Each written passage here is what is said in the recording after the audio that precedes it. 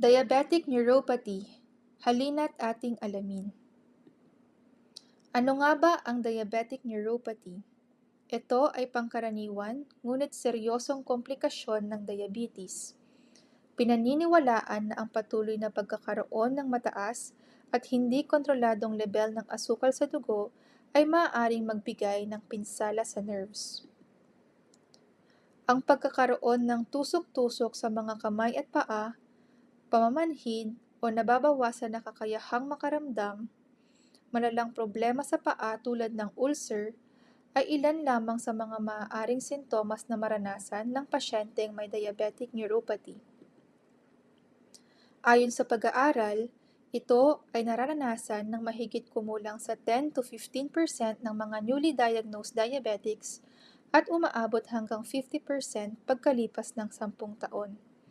Dahil dito, naglabas ang American Diabetes Association ng rekomendasyon na i-screen ang lahat ng pasyenteng may diabetes simula pa lamang ng pagkatuklas nito. Bilang tugon, ang Philippine Society of Endocrinology and Metabolism ay naglabas din ng rekomendasyon tungkol sa pangangalaga ng paa para sa may diabetes. Halina't ating alamin ang mga sumusunod na gabay na kailangang sundin ng mga pasyenteng may sakit na diabetes magmula pa lamang ng pagkatuklas nito.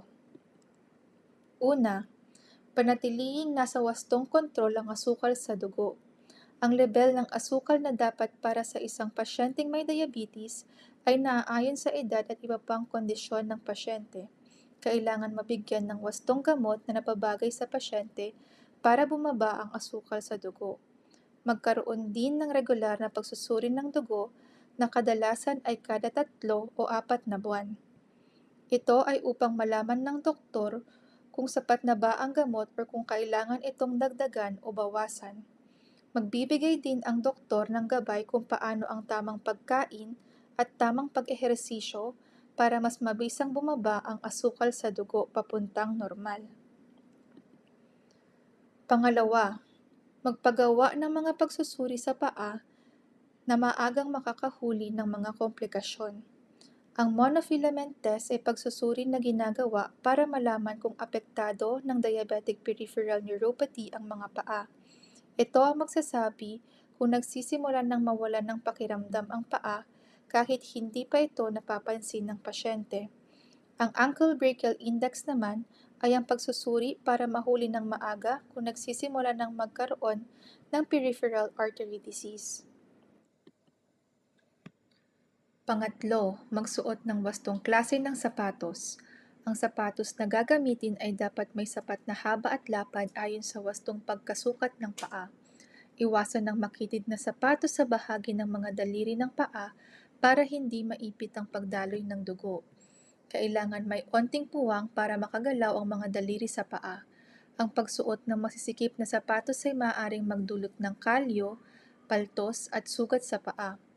Iwasan ng mga sapatos na may mataas na takong na magdadagdag ng presyon sa ibang bahagi ng paa.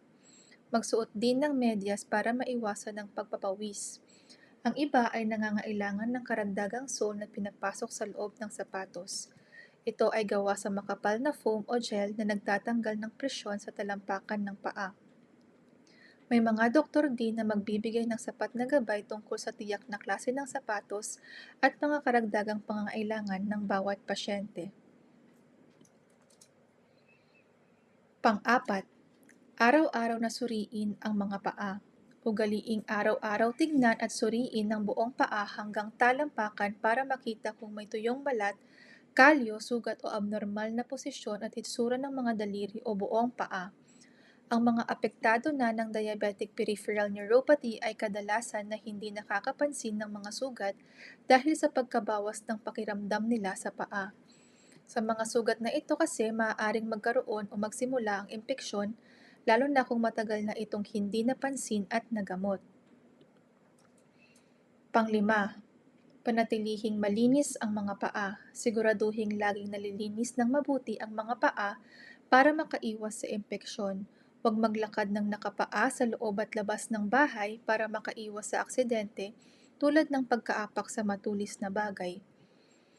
Kung labis na tuyo ang balat ng paa, magpakonsulta sa doktor para mabigyan ng cream o lotion na pwedeng ipahid sa paa. Iwasan ang matatapang na produkto na maaaring makagasgas o makasunog ng balat. Pang-anim, agad na magpakonsulta sa doktor kapag may napansin na sugat. Kapag may napansin na sugat sa paa, magpakonsulta agad sa doktor para mabigyan ng tamang gamot at mga gabay sa paglinis. Huwag hintayin na maging malaki, malalim o may amoy na ang sugat bago pa ito ipatingin sa doktor. Huwag basta-bastang uminom ng gamot para sa impeksyon. Kinakailangan na makita ito ng iyong doktor para malaman ang tamang gamot depende sa pagkalat ng sugat. Posible ding mag-refer ang doktor sa ibang espesyalista tulad ng serohano para linisin o operahan ang sugat kung malalim na ito at malubha na ang impeksyon. Humingi rin ng tamang gabay sa doktor tungkol sa wastong paglinis ng sugat.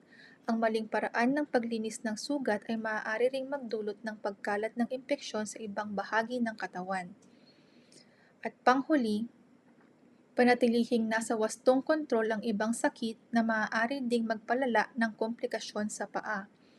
Ito ang mga sakit tulad ng alta presyon, mataas na kolesterol, labis na katabaan at metabolic syndrome. Dapat ding uminom ng tamang gamot, magpagawa ng mga pagsusuri sa dugo, at palagi ang magpatingin sa espesyalistang doktor. Mahalaga din na tumigil sa paninigarilyo. Ang paninigarilyo kasi ang nagpapatagal ng paghilom ng sugat. Ito rin ang nagdudulot ng mahinang pagdaloy ng dugo patungo sa paa. Sa pamamagitan ng pagsunod sa mga gabay na ito, maiiwasan o makokontrol natin ang mga komplikasyon sa paa na galing sa sakit na diabetes.